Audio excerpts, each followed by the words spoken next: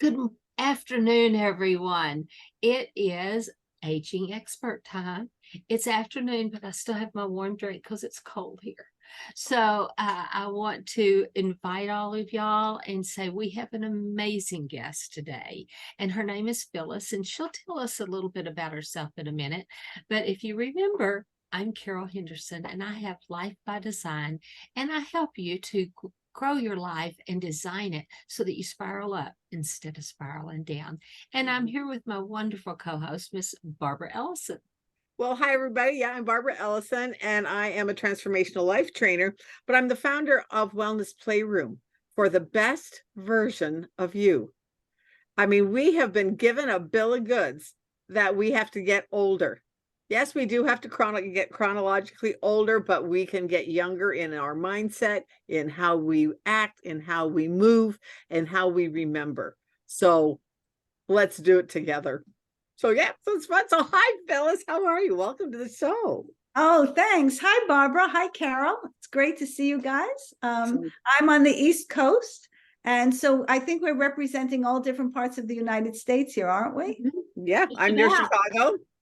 And I'm from Texas. Oh, well, there you go. We're almost span both coasts, right? But pretty close.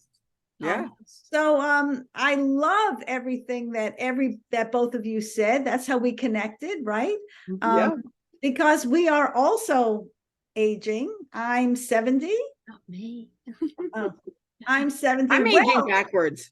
Carol, I have to tell you, I have to admonish you for that because that's a very ageist thing to say. The reality is that we do take in all of these ageist attitudes that we've lived with all our lives, all these messages, and they become part of us. And it really does affect our mindset and how we behave, how we think, how we move, what we think we can achieve, just exactly what Barbara says. Doesn't have to be that way, but we tend to think that it does because we've lived with this all our lives. Exactly. Yeah. For me, I have realized that all my age. Exactly. Yeah. That's like me. To me, age is a number on a calendar. That's it. Correct. I know people at 30 that it's like, and how old are you? Why are you so stuck in the mud? And the only difference between a rut and a grave is the depth. Right. I love that. Can I use that? Can I borrow that? Absolutely. But it's the absolute truth. Get out of the rut of doing the same thing every day. And like one of the things that I share with my clients is, when was the last time that you took a mental vacation? Right. YouTube is your friend. I turn on a beach scene. I turn on the waves crashing, and I mentally go to the beach. That's a beautiful thing. Amazing. Yeah. When was the last time you took a mental vacation? We need that because we're so bombarded, right? With so much from so many different places. Just yesterday. So I got a new phone about a week ago. And just yesterday, that says it all. Yeah, right. Exactly. There was this message that came across my phone that somebody's watching you, tracking you, whatever. My phone was hacked, but we're so bombarded by all of this, it creates an anxiety in us. So then you start to look at other things. I found myself looking up, what else was hacked? And then I contacted some people. Was your stuff hacked? I mean, there was a company I'm working with, their stuff was hacked, and he told me it was in the news. So I started looking the things up in the news. Then I sent it to people. I mean, it's just what you say. You need that mental vacation, that mental break from all of this, because it's nonstop. If it's not one thing, it's the other. Right. Yes. Exactly. And that ages you. Yes. Exactly. And what you focus on is what you see. It's what you hear. And so, in the Bible, it says, think on these things, whatever's good, whatever's pure, whatever's good a report. If you're thinking on those things, you aren't focusing in on the riots and the murders and the watch out, you might get carjacked. And all those things are true. And you need to be aware and know about them, but you don't need to focus in where that's all you take in and that's all you think about. And you walk out in the door and you worry about it. Right, because it creates a whole negative environment inside of you, and people aren't aware of how this negativity inside of you attracts other negativity, even disease.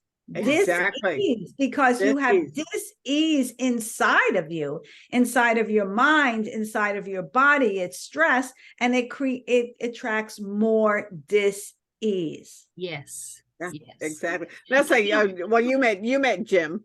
One of his things is that, and he tells us all the time, people, remember, you have 37.2 trillion cells in your body. Right. Every one of those cells is listening to your thoughts. Yeah. And the words of your mouth. Yes. And, people say, oh, well, bad things happen in threes. So one thing happens and you start looking for threes. You start looking for the next two. I don't, but, people start looking, go, oh, well, there's one more coming because I've had two things happen. Yeah. Yeah. And I've quit watching the news. Yeah. If something really big happens, I figure somebody will put it out on Facebook or they'll send me a text. Right. Carol sends me texts. Oh, okay. I'll look at that. And I don't watch the news, but that, I don't watch this either. Yeah, I don't watch it, but I do have people that say, look at this or check this. Look at this. Yeah, exactly. Well, it's interesting you say that, because I do watch the news in the evening. I watch one particular station. I really watch it more, to be perfectly honest.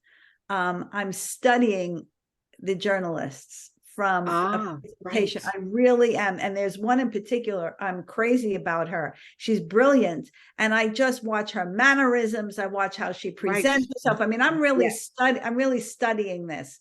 But that's different than watching the news to absorb all the tragedy. Right. And sometimes I turn it off because I say, gee, I heard that 4 times already over the course of Thank you. So it's like, really, right? But wait, what was I going to say about that? So the other day, the day when the fires really were drifting into the United States and affecting the skies for all of us, my friend said to me something about these fires. I said, what fires? Because I have taken a lot of those news alerts off my phone for that very reason. Not only for the negativity, it distracts you. Right. So you lose your focus on what you're doing, because now it's this thing and that thing. And then you start looking that up and that up. And before you know it, a half hour has gone by and you haven't been doing what you were supposed to be doing. So I didn't even know about those fires at first. She told me. Right. Well, that's what I say. Somebody will tell me. Yeah. Everybody's had this happen, that they go on Facebook to look at something somebody said to check out, or you have a thought of, I want to post this. And then you get into who's had an anniversary, who's had a birthday, and who has a new grandbaby. And you're like, it's an hour later. You're like, why did I get on here? Right. I was going to post a business something. What was it? I don't remember what I was supposed to post. And so there goes an hour of your life out of your productive business time, if you have a business, or out of your productive family time, if you're supposed to be spending time with your family. And let's don't even go to all the families sitting in a restaurant doing this. Yeah. I know. Yeah. Or with me, a couple of weeks ago, well, it's been longer than that, but I walked down the stairs. Okay. My grandchildren, we all live together. All of them were in the room, and they were all playing the same game, but they were all on their devices. Right. I was like, what are you doing? No interaction. No interaction except on the screen in front of them. Right. We're being trained. Like, what is this? But you're not talking to each other. Well, yeah, no, we don't have to. We're playing that game. I don't remember what it was. And they were blowing each other. They were blowing up things and creating things. And I was like, don't you have something nice to play? Right. But that just sounds so grandmotherly. Right. Yeah. But it's interesting because I think this is creating a whole culture of people who don't communicate with each other. They don't know how to talk to each other. And they don't know how to talk to each other or communicate information, right? Well, and Because they don't care because they blow people up. And it's like the cartoon, they blamed it on cartoons when I was a kid of, oh, the Roadrunner blows up the remember the Roadrunner? coyote. Well, that's going to cause violence. Well, not really, because it was a coyote and the thing, but now they're people. They're blowing up each other. Right, they're blowing up each other. Right, exactly. Yeah, it's really it really speaks volumes to, you know, our whole attitude and our whole approach. And so when we're talking about positivity and having a positive view of your life, how are these people going to grow up with a positive view of life when most of their experiences are interacting with games where you're blowing people up? Exactly. You know, and that's where I come in. It's like, what are you listening to? Right. And what reaction did you get? Oh, well, this is but this is fun, Grammy. Yeah, but you do it, you know, and I looked at a couple of them and said, you do know that all of that is going into your subconscious mind. It's going to come back later to haunt you. Right. And then so then they wonder why they're not sleeping well. Right. Well, guess what? Exactly. Your brain regurgitates everything that you have been looking at. Correct. In the day, and it does it during the night. And then they wake up in the night and are wondering why they're having nightmares or why they're afraid or why they're having, and then of course they sleep with the light on. And then so sleeping with the light on is so bad for you anyways. You should sleep in darkness. Correct. And then they wonder why they can't learn at school. And even beyond the games, the ones that the whole family will sit down and watch a horror movie before bed. A horror movie. Yes. It's like, this is fun. It's like, no.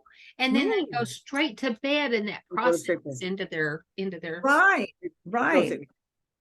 So when I work with, you know, people in a coaching capacity, and we're working on well-being, what are some of the parameters that we look at? Sleep, right? And how are you going to get, you know, how are you going to get good sleep? Because people don't realize that your day begins really with the sleep that you had the night before. People don't even get that. They think that's the end of the day. It's really not. No, it's the beginning of the next day. And that's when your cells regenerate, when your body recuperates, right? And when you're ready for the next day. So now if you've had all these negative thoughts, how are you going to wake up with a positive mindset if you had all this negativity running through your mind all night long, right? Yeah. So sleep is actually first and foremost. A lot of people don't know, I mean, you guys know, I'm sure, that sleep has a lot to do with weight gain. Oh yeah. Yes, absolutely. Food, obviously, we all know if we don't get enough sleep, we're irritable, but weight gain, high blood pressure, people don't even realize the effects of poor sleep on their health and well-being. Yeah. Well, and you know, for years I thought it was like a badge of courage. It was something I was just going to say, I'm going to make Carol tell on herself. What? This is Carol's story. Yeah. You guys, I'm making you tell on yourself. My goal was to get by on 3 to 4 hours of sleep. I mean, that was something I thought I could do. I thought I should do. And I did it for many years, had my model and talent agency. And then when we moved to the lake, when my husband retired, we moved to the lake. And so I had a 45-minute drive. And I kind of had a come to Jesus moment with myself going, Carol, you cannot do this. I mean, before I lived 2.5 blocks from my office. Right. So, you know, but this is a drive that has nothing, not even a potty stop. Right. But, you know, beautiful scenery for the prairie. But, you know, it's like, okay, I need more sleep. And so I started actively trying to get about 7 hours at night. And that's the minimum. That's Yeah. the minimum. That's Yeah, right. but for me, from 3 to 4 to 7 Right. was huge. But and so 7 to 8 is what I was shooting for. But then you take that 8 hours and you take 2 more drive time hours. That didn't give a lot of business time either. But I had to do it because I knew if I did not, I would fall asleep on the road and have a tragedy. And so I didn't make that choice. Now that I don't go in every day, I still make that choice because now I realize even more how important the quantity as well as the quality is. Right. But I just want to interject if you don't mind, don't you think that your awake time and your ability to focus and be productive is higher now that you're getting more sleep? Oh yeah, and definitely it's higher, but also it's more focused. Right. And and a lot of things, when I had the agency and I had teenagers around me all, and I thought, and I'm saying, every 5 seconds, which I don't know. I did pick that up, Carol, I have to say. As a speech person, I did pick that up. I did not, I don't do that normally. And so I guess I've reverted back into those years. But with, I thought stress was cool. I lived on stress. And a badge of honor, as you say, right? Yes. And I really, that whole thing about I'm so busy. Right. And busy is not where it's at. And my husband's the total opposite. He focuses on his rest. Be productive. But a lot due to how all the injuries he had. Right. So, so we were like the total polar opposite for several years, many years. But yeah, rest is big. Sleep is big. And sometimes there's things you need to do it. You can turn off your brain. Just say, David spoke to his soul and said, rise up, old soul. And I got to where I was going, go to sleep. Brain, you shut down. I need to rest. Yes. Right. Yes. Clean out. And a list for the next day is a great little tip. Absolutely. And I go back to what you said about starting the day, and I'd really not thought about, yes, the Jewish calendar starts at night.